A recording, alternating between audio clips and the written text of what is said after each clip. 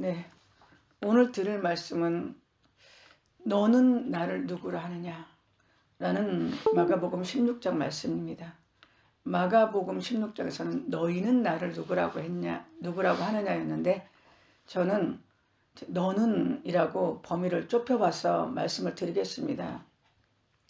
말씀을 간단히 읽겠습니다. 마가복음 16장 13절에서 20절입니다. 예수께서 빌립보 가이사라 지방에 이르러 제자에게 물어 이르시되 사람들이 인자를 누구라 하느냐? 이르되 더러는 세례 요한, 더러는 엘리야, 어떤 이는 에레미야나 선지자 중에 하나라 하나이다. 이르시되 너희는 나를 누구라 하느냐? 시몬 베드로가 대답하여 이르되 주는 그리스도시요 살아계신 하나님의 아들이시니이다. 예수께서 대답하여 이르시되 바요나 시몬아, 내가 보기있도다. 이를 내게 알게 하니는 혈육이 아니요 하늘에 계신 내 아버지시니라. 또 내가 내게 이르노니 너는 베드로라. 내가 이 반석 위에 내 교회를 세우리니 음부의 권세가 이기지 못하리라. 내가 천국 열쇠를 내게 주리니 내가 땅에서 무엇이든지 매면 하늘에서도 매일 것이요 내가 땅에서 무엇이든지 풀면 하늘에서도 풀리리라 하시고. 여기까지입니다. 오늘 말씀은요, 예수님께서 제자들과 함께 갈릴리 호수 건너편 베세다를 넘어 떠나서 제자들과 함께 가이사라 빌립보 가이사라 지방에 이르면서 시작됩니다. 가이사라 빌립보는요, 분봉왕 헤롯 빌립에 의해서 세워진 마을인데요. 이 헤롯 빌립은요, 그 헐몬산 기슭 해발 1150피트에 위치한 그 조그만 마을을, 이 도시를 만들었대요. 그리고 그 도시를 로마 황제 가이사를 기념하는 뜻에서 가이사라 빌립보라고 불렀다고 합니다. 가이사라 빌립보란 뜻은요, 빌립의 가이사라라는 뜻입니다. 아무래도 헤롯 가문이 로마하고 결탁이 되어 있기 때문에 그랬던 것 같아요. 그러면 자기가 그 도시를 조성했으면 가이사라라고 하면 되지, 왜 굳이 빌립의 가이사라란 가이사라 빌립보라고 이름을 줬냐면요, 그 지중해 연안에, 갈멜산 밑에 그 연안에 여기는 지금 헐몬산 있잖아요. 어디냐면 중앙 그 계곡 지역이에요. 염해, 요단강, 갈릴리 쭉 올라가서 헐몬산이 있지 않습니까? 근데 이제 여기는 이제 빌립보 가이사라가 있는 데고, 그 가이사라 지방의 그 지중해, 그 갈멜산 따라서 지중해 연안에 가이사라 도시가 하나 또 있어요. 그거와 구분하기 위해서 그랬답니다. 근데 가이사라가 빌립과 좀 인연이 많은가 봐요. 여기 헐몬산에 지은 가이사라 빌립보는 헤롯 빌립이 졌는데, 그 가이사라 지방에 누가 살았죠? 그 지중해 연안의 가이사라 지방에 빌립이 살았잖아. 빌립이 그 시리방간 딸더라고. 그래서 사도 바울이 에베소에서 사역을 마치고 예루살렘으로 갈 때 그 빌립보, 가이사라의 빌립집에 잠깐 머물렀지 않습니까? 여담입니다. 잘 알지도 못하는데. 어쨌든 그 가이사라 빌립보는요, 가나안 시대부터 바알 신전이 있었고, 또 헬레니즘 시대 때는 그 목동과 가축의 신인 판을 섬겼기 때문에 거기를 그 파네아스라고도 불렀대요. 그냥 이 마을의 주민들이 대부분 이방인들이었고요. 그래서 우상 숭배가 심했고 이방 신전도 많았고 황제의 신전까지 건립된 곳이기도 하였답니다. 예수님이 이곳에서 제자들에게요, 이렇게 물어봅니다. 사람들이 나를 누구라고 하느냐 물으셨어요. 그런데 주님께서 이거를 물어본 거는 사람들이 나한테 어떻게 평가하고 있어 그걸 알려고 한 게 아니라, 궁극적으로는 제자들에게 예수님이 어떤 분인지를 알게 해주시려고 물어봤다는 겁니다. 당시 유대 사람들은요, 예수님을 훌륭한 선생님으로 보는 사람들도 있었고요. 그래서 사람들이요, 선생님이라고 불렀어요. 랍비. 심지어는 그 마리아도 랍비라고 부르지 않았어요? 기지 않습니까? 또 예수님의 놀라운 능력, 신적 능력을 보고 선지자로 여기기도 했고요. 또 예수님이 병을 많이 고쳤기 때문에 사람들은 예수님을 그 치료자로도 알고 있었고요. 그리고 예수님의 가르침에 그 놀라워서 저렇게 가르침이 놀라운 것은 무슨 까닭이며 하고 기이 여기기도 했었습니다. 심지어는 그 예수님을 따르던 제자 가운데는 이스라엘의 독립을 위해서 일했던 혁명당원인 시몬도 있었잖아요. 그러면 시몬이 볼 때는 예수님이 지금 로마와 헤롯의 그 정치 세력을 뒤집는 그 하나님이 예비하신 정치 혁명가로 생각했을지도 모르고요. 더더구나 가룟 유다는 예수님에게만 있으면 그 돈이 나온다 라고 생각한 그런 사람이었죠. 그러니까 쉽게 말하면 오병이어 사건 때 뭐라 그랬어요? 예수님이 저들이 나를 쫓는 까닭은 빵을 먹었기 때문에 쫓는다 그러잖아요. 그러니까 예수님에게서 뭔가가 나올 것이다 라고 믿고 따르는 자들도 있었다는 거죠. 근데 이제 어쨌든 이런 세간의 평을 알고 계시는 예수님은요, 일단은 제자들에게 그래도 사람들이 나를 누구라고 하느냐 하고 물어보십니다. 그러자 제자들이요, 예수님에 대해서 이렇게 얘기합니다. 저기 사람들이요, 예수님에 대해서 더러는 세례요한, 더러는 엘리야, 더러는 예레미야, 더러는 선지자 중에 하나라고 하던데요. 당시 예수님에 대해서 이렇게 대표적인 의견 4가지를 지금 얘기한 겁니다. 사람들은요, 예수님이 죽었던 세례 요한이 다시 태어난 거라고 생각했었어요. 그렇게 생각한 대표적인 사람이 헤롯 안디바입니다. 또 어떤 사람은요, 예수님을 엘리야라고 생각한 사람도 있었다는 거예요. 이 엘리야는 그 에녹처럼 이게 죽지 않고 하늘로 올라갔잖아요. 그래서 예수님이 그 행하셨던 이적과 능력이 마치 엘리야의 능력 같고, 또 말라기서에서 엘리야가 다시 온다는 그 예언이 있었기 때문에 엘리야가 세례 요한인가? 아니면 예수님인가? 라고 생각한 사람들도 있었다는 겁니다. 또 어떤 이들은요, 예수님을 예레미야라고 생각했다고 합니다. 그 정경에는 안 나오지만 그 외경에서는 그 유대인들의 전승에는 엘리야처럼 에레미야도 다시 온다라는 그런 전승이 있었대요. 그래서 사람들은 예수님이 이스라엘에 대해서 부정적인 예언을 하고 또 임박한 심판을 앞에 두고 회개하지 않는 이스라엘을 위해서 에레미야가 눈물을 흘린 것처럼 예수님도 예루살렘을 보고 우셨던 예수님을 보면서 저분은 예레미야의 환생일지도 몰라. 예레미야가 다시 온 걸지도 몰라라고 생각했다는 겁니다. 4번째 대표적인 의견은 예수님을 모세가 예언했던 장차 올 그 선지자라고 생각했던 사람도 있었다는 겁니다. 그래서 그 선지자가 오면은 로마의 압제에서 우리를 구원해줄 왕이라고 생각했는데 예수님이 그런 분이 아니냐라는 생각이 있었다는 겁니다. 이 대표적인 4가지 의견, 더러는 세례 요한, 더러는 엘리야, 더러는 예레미야, 더러는 그 선지자라고 했던 이 대표적인 4가지 의견은요, 모두 예수님을 과거의 인물과 결부시키고 있고 예수님을 사람으로만 평가하고 있고 또 부활이나 또는 환생된 자로서요 평가하고 있다는 게 특징이라는 겁니다. 그러자 제자들을 통해서 사람들의 평가를 들으신 예수님은요, 물어보세요. 그러면 너희는 나를 누구라고 하느냐? 어떻게 생각하느냐? 이걸 물으십니다. 예수님이 왜 물어보셨을까? 여러 가지 마음이 있으셨겠죠. 궁금하기도 했겠고, 정말 잘 알고 있을까? 라는 생각도 했었고, 또 뜻밖의 예수님이 놀라울 정도로 놀라운 고백을 하지 않을까? 여러 가지 생각으로 그러니까 고백을 듣고 싶었을지도 모르죠. 이제 예수님의 제자들에게 너희는 나를 누구라고 하느냐 하니까 우리의 그 시몬이죠. 그 베드로 본명이 게바 시몬이잖아요. 조금 넓게 말하면 시므온입니다. 좀 웃어주세요. 여기서 좀 웃어주시면 안 돼요? 시므온. 네, 알았습니다.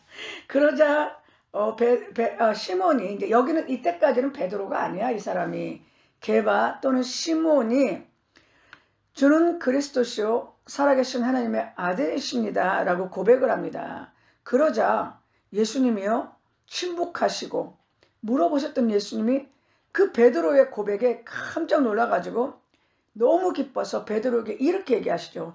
베드로야, 이건 네가 너무나 대단한 고백을 했는데 이거는 네가 안 게 아니라 하나님이 알게 하신 거라면서 너무 기뻐가지고 베드로를 축복하세요. 왜냐면은 왜 이렇게 예수님이 기뻐했냐면 베드로가 성령의 인도하심으로 예수님이 누구신가를 가장 올바르고 정확하게 고백했기 때문입니다. 베드로의 이 고백은요, 훗날 도마의 고백, 진정 하나님의 아들이었다는 고백과 함께 대표적인 기독교 고백의 하나라는 겁니다. 근데 이 두 사람이 대표적으로 신앙이 또 깡통들이에요. 그렇지 않습니까? 저도 좀 깡통인데 나도 좀 훗날 개가천선에서 좀 이렇게 고백하는 날이 좀 오면 좋겠습니다. 기도해 주실 겁니까? 네, 어쨌든요.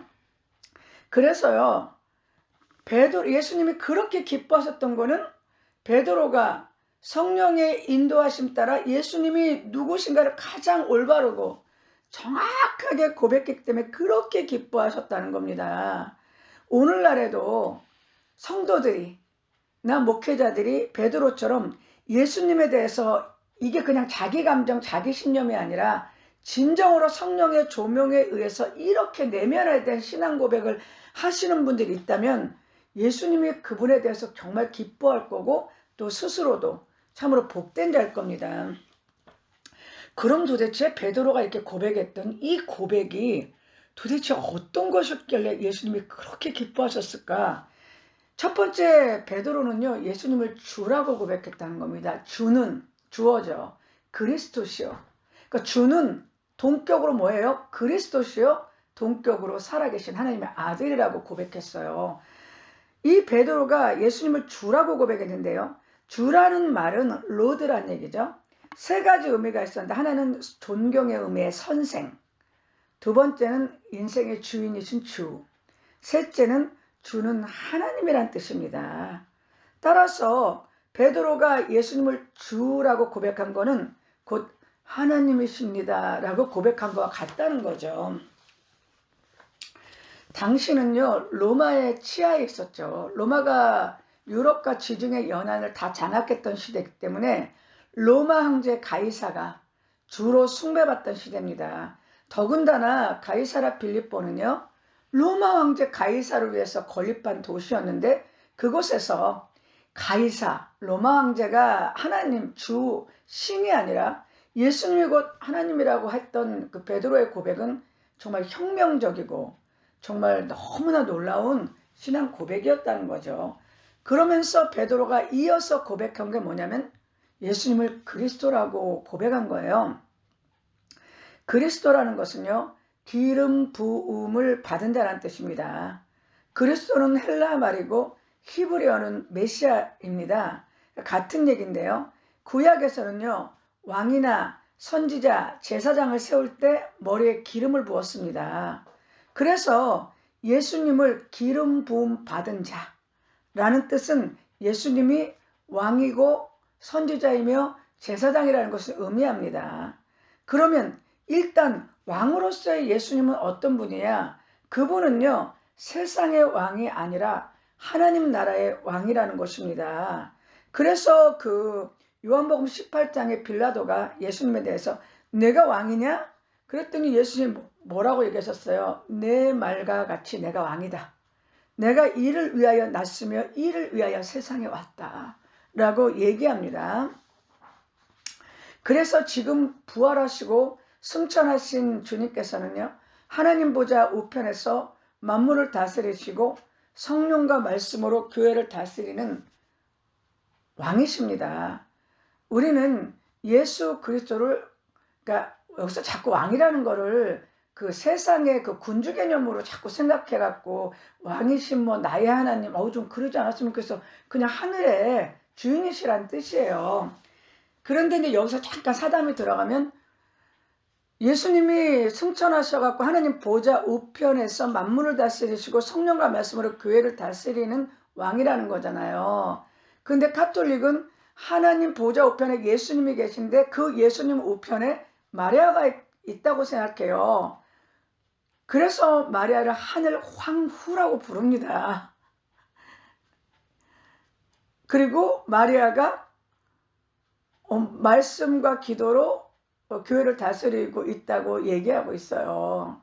얼마나 심각한지 아시겠습니까? 이제 일단 그렇다고 칩시다. 예수님은 이 신분은요, 그리스도의 신분, 예수가 그리스도다 에서 그리스도의 신분은 제사장의 신분이 있었다는 거죠. 구약시대는요, 죄를 사함받기 위해서는, 죄가 사함받기 위해서는 피를 흘려야 돼요. 왜냐하면 죄가 피를 흘렸기 때문에. 그러면 피를 흘려야 되는데 인간의 피를 흘릴 수가 없으니까 그 죄의 등가성에 맞는 제물의 피를 흘렸어요. 그게 세크리파이스, 희생 제물입니다. 그래서 양이나 염소에 희생 제물을 올렸는데요. 이 구약의 제사는 온전한 장차 오실 예수님의 십자가의 대속의 제사의 하나의 예표일 뿐이었죠. 그래서 결국 예수님께서 오셔서 십자가에서 속죄 사역을 완성하셔갖고요. 대제사장으로서 자신의 몸을 희생 제물로 드리시고 속죄의 피를 흘리시고 이제는 하나님 보좌 우편에서 우리를 위해서 중보기도 하시는 영원한 대제사장이 되셨습니다. 중보는 한 분이죠. 근데 가톨릭에서는 마리아가 오늘도 어제도 동일하게 우리를 위해서 중보하고 계신답니다. 또한 예수님은 선지자죠. 선지자라는 것은요, 하나님의 뜻과 말씀을 전달하는 존재죠. 예수님은요, 세상의 도덕이나 철학, 어떤 사상, 어떤 그 종교 철학 같은 걸 가르치러 오신 분이 아닙니다. 하늘의 뜻, 하나님의 뜻과 계시의 말씀을 전하고 그것에 대해서 사람들의 마음을 찌르고 하나님께 돌이킬 수 있도록 인도하기 위해서 오신 분이라는 겁니다. 이렇게 베드로는 예수님에 대해서 주는 그리스도시라고 고백을 한 것에 대한 개념이 서야 됩니다. 그리고 이제 베드로는요, 예수님을 살아계신 하나님의 아들이라고 고백했습니다. 예수님이 하나님의 아들이라는 것은 매우 중요하다는 거죠. 무슨 얘기입니까? 예수님이 하나님의 아들이라는 것은 예수님이 하나님이라는 것입니다. 그러니까 하나님과 본질이 같다. 즉 예수님이 하나님이시라. 예수님은 곧 신성을 가지신 분이라는 얘기입니다. 그 빌립보서 2장에도요. 예수님에 대해서 이렇게 얘기합니다. 그는 근본 하나님의 본체시나 하나님과 동등됨을 취할 것을 여기지 아니하시고 오히려 자기를 비워 종의 형체를 가지사 사람들같이 되시고 사람의 모양으로 나타나사 자기를 낮추시고 죽기까지 복종하셨으니 그 십자가의 죽으심이라고 얘기합니다. 예수님의 근본은 하나님의 본체시고 본질적으로 동등하신데 그런 예수님이 인간을 구원하기 위해서 자기를 비워 사람의 모양으로 오신 하나님이시라는 거예요. 그리고 죄인이 되사 십자가에 달려 죽으시고 그렇게 하심으로써 인간을 구원하신 하나님이시라는 겁니다. 기지 않습니까? 제사함은 누가 주는 거죠? 제사함은 하나님만이 하시는 거예요.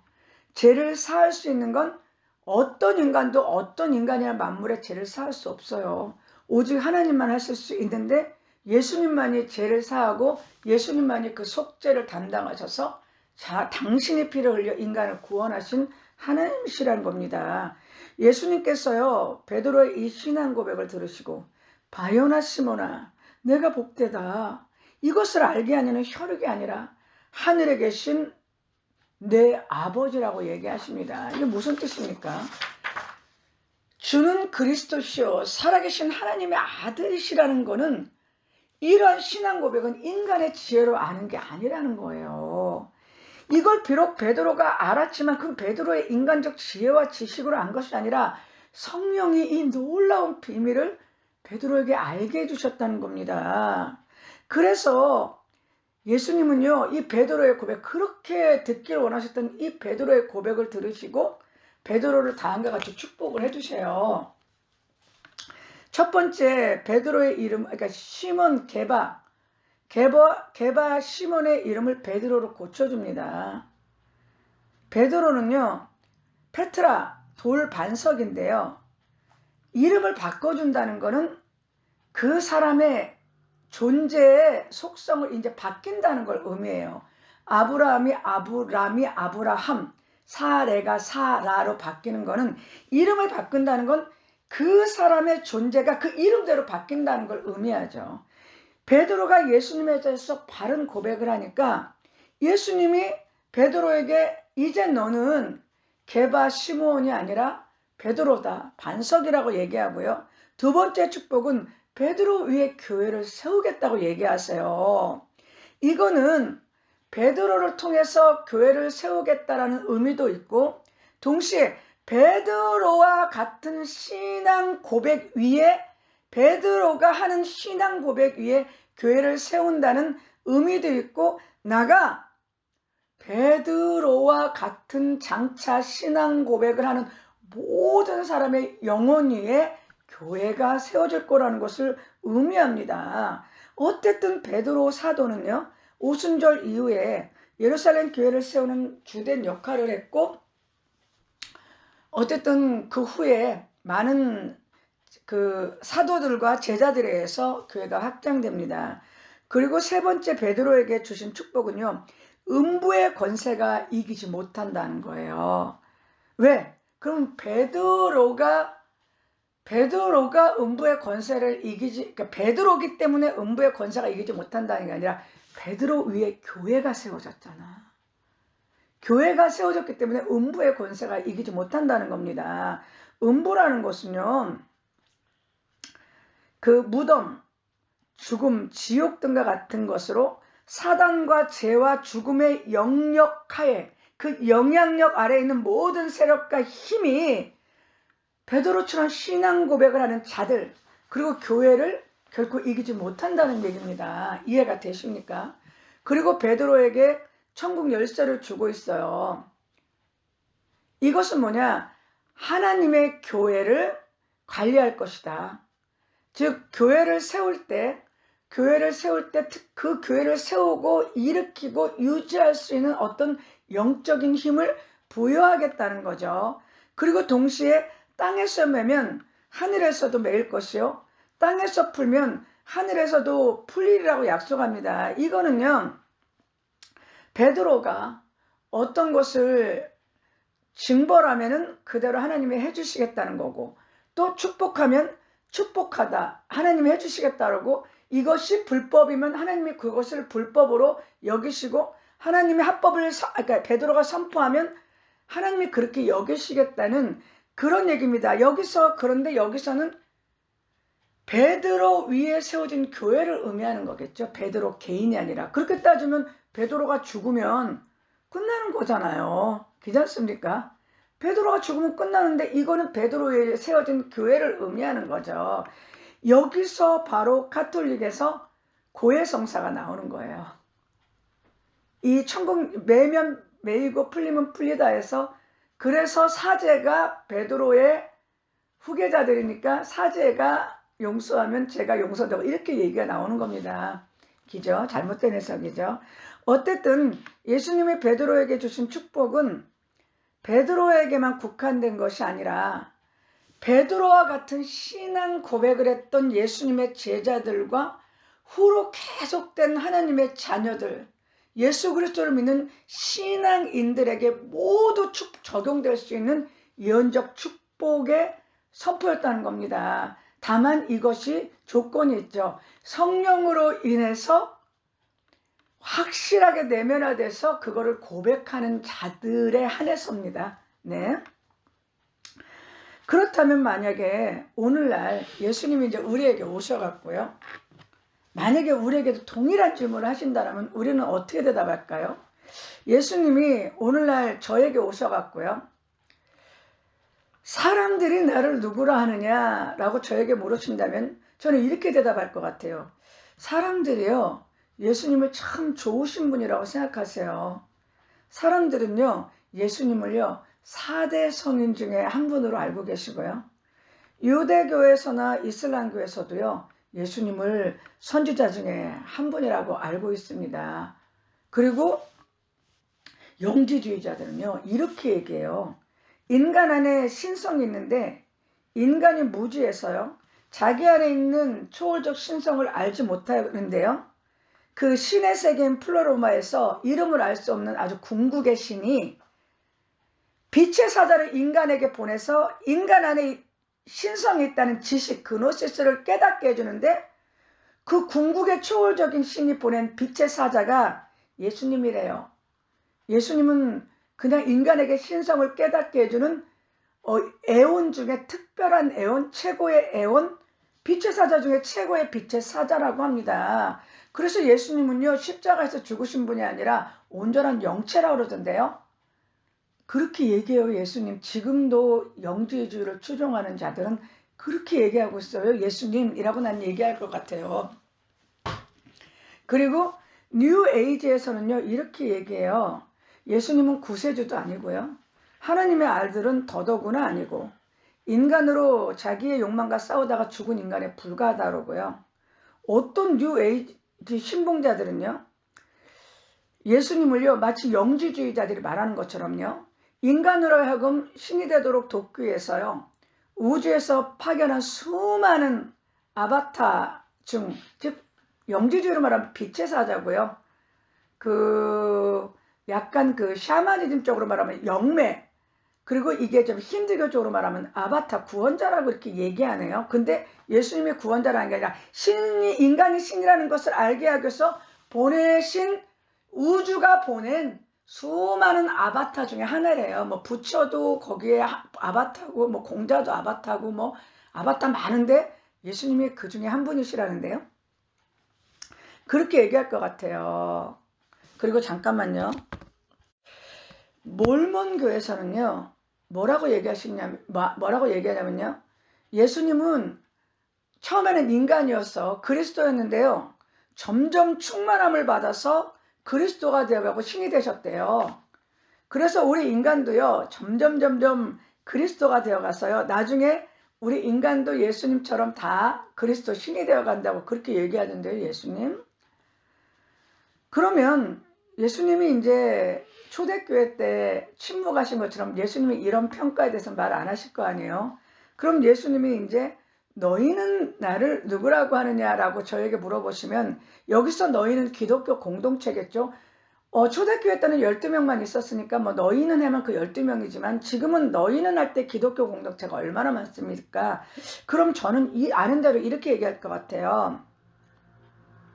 예수님, 오늘날 기독교 공동체 일부에서는요, 존 오스틴, 케네스 에긴, 찰스 캡스, 케네스 글로리아 코플랜드 부부, 메릴린 하키, 조엘 오스틴, 또 한 명 있는데 이 사람이 등 믿음 말씀 운동가들은요, 이렇게 얘기하던데요. 인간이 원래 하나님의 모양과 형상으로 창조됐기 때문에 인간이 원래 작은 신이었대요. 그래서 작은 신인 인간은 그 입술로 선포하면은 자기들이 원하는 대로 살 수 있었는데, 사단에게 하와가 속아서 작은 신의 지위를 잃어버렸는데요, 예수님이 오셔갖고 인간을 작은 신의 지위를 회복시켜 주신 분이래요. 그러니까 믿음 말씀 운동에서는 예수님이요, 십자가에서 죽으신 건 맞는데 그리스도시요 살아계신 하나님이 아니라 인간을 작은 신으로 회복시켜 주시려고 십자가에서 죽으셨다가 지옥에 가서 사단의 본성을 입다가 이기고 부활하셔서 성령을 보내서 하나님의 형상을 인간에게 회복시켜 주신, 작은 신을 회복시켜 주신 존재라고 하던데요. 이해가 되세요, 지금 제가 하는 말이? 네? 심지어는요, 적극적인 사고를 주장하는 목사님들 중에 일부는요, 예수님이 성도의 명령에 묶인 존재가 되어서요, 성도가 명령하는 대로 예수님이 행동하신다고 말하고 있던데요. 그리고 어떤 목사님은요, 우주의 힘과 하나가 된 에너지로서 예수님을 얘기하는 목사도 있던 것 같은데요. 조엘 오스틴, 그 레이크우드 교회의 조엘 오스틴 긍정의 힘을 말한 그 목사님은요, 하나님은 인간을 위해서 세상에서 일할 허가를 받아야 된다고 얘기하고 있고요. 인간의 믿음과 말에 하나님과 예수님은 무조건 반응해야 되고 무조건 응답해야 되고 무조건 복종해야 된다고 얘기하고 있는데 어떻게 된 거예요, 예수님? 저도 한번 물어보고 싶네요. 종교 다원주의를 신봉하는 목사님들은요, 예수님 말고도 구원자가 있다래요. 예수님은 그냥 인간을 구원하는 여러 구원자 중에 한 분이라고 얘기하고 있고요. 이건 제가 들은 얘기인데요. 잘 몰라요, 한 목사님. 그 감리교회 그 비 목사님이란 분이요. 이분들하고 똑같이 얘기했어요. 예수님은 말고도 구원자가 많다. 석가모니도 구원자고 누구도 구원자고 구원자가 많다고 얘기했는데요. 그 목사님이 감리교회에서 그 파문당했는데 지금 그 목사님 돌아가신 지 20년이 돼도 그 목사님을 따르는 제자들이 예수님을 안 따르고 그 목사님을 따르는 제자들이 신학자들이고 목사들이거든요. 근데 그 목사님을 따르는 제자들과 신학자들이요, 예수님을 안 따르고 그 목사님 사상을 따라서 누구누구 신학, 비목사 신학 포럼 같은 거 만들어 갖고 예수님 말고도 다른 종교의 지도자들도 구원이 있다, 다른 종교에도 구원이 있다고 지금도 얘기하고 있어요. 너무 혼란스러워요, 예수님. 이해가 되세요? 말하는 의도가? 네? 해방신학 주창자들은요, 예수님이요, 정치혁명가로 가난한 자, 소외된 이웃, 경제 불평등자를, 사회적 약자를 해방시켜 주시러 오신 혁명가라고 해요. 그리고 토속신학을 하시는 분들은요, 인간과 만물이 하나님과 일체가 되도록 그 연합과 화해를 시키기 위해서 예수님이 오신 분이라 그러던데요. 인간과 만물이 하나님과 하나가 될 수 있도록 화해를 시키고 일치시켜 주시기 위해서 예수님이 오셨다고 얘기하던데요. 그리고 카톨릭에서는요, 이렇게 얘기했어요. 예수님, 하나님은 모든 인간을 사랑하시기 때문에 모든 인간이 지옥에 그러니까 예수를 안 믿는다 그래서 지옥에 가는 걸 원치 않는다. 그래서 엄밀히 따지면 예수를 믿지 않는 사람들도 천국에 갈 수 있다고 얘기를 하더라고요. 그러면 예수님, 저는 묻고 싶은데 왜 돌아가셨어요, 십자가에서? 아니, 예수님을 안 믿어도 하나님이 인간을 너무 사랑하셔가지고 예수님 안 믿어도 지옥에 안 가고 천국 간대요. 그리고 심지어는 모든 사람이 그리스도의 속성을 갖고 있다까지 얘기하는 분들도 있고요. 심지어는 예수님이 홀로 구원자가 아니라 마리아도 그러니까 예수님의 구원에 헌신했기 때문에 실질적으로 공동 구원자라고까지 얘기하고 있어요. 지금 예수님 기독교 공동체, 소위 기독교, 그리스도교는 뭐냐면 예수를 그리스도라고 믿는 모든 종교의 이름이 기독교입니다.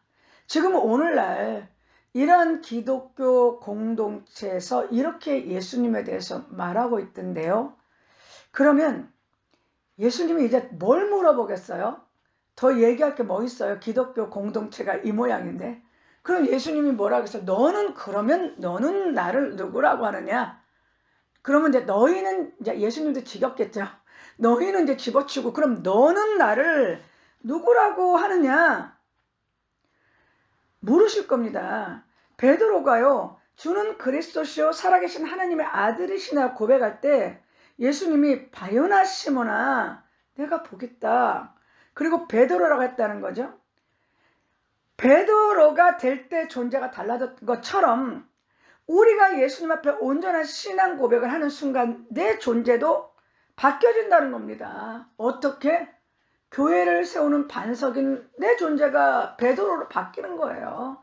교회가 세워지는 자, 음부의 권세가 이기지를 못하는 자, 죄인에서 의인의 신분으로 바뀌는 자, 내 안에 교회가 온전히 세우는 자, 하나님의 백성이 되는 자라는 겁니다. 그런데 만약에 오늘날 여전히 예수님을 믿고 있으면서도 주는 그리스도시요 살아계신 하나님의 아들이시라는 이 고백을 입술로만 한다면, 머리가 아니라 성령의 조명이 아니라 그냥 배운 대로 그냥 습관대로 한다거나 아예 이러한 고백의 전체성조차 없다면 예수님이 지금도 누군지를 알지 못하는다고 스스로 자기를 돌아봐야 될 것입니다. 만약 아직도 내가 주는 그리스도시요 살아계신 하나님의 아들이시라는 그 고백을 하지 못했다면 기도를 바꿔야 되겠죠. 하나님, 우리 아들 이번에 좋은 대학 들어가게 해주세요. 우리 남편 이번에 좋은 데 승진하게 해주세요.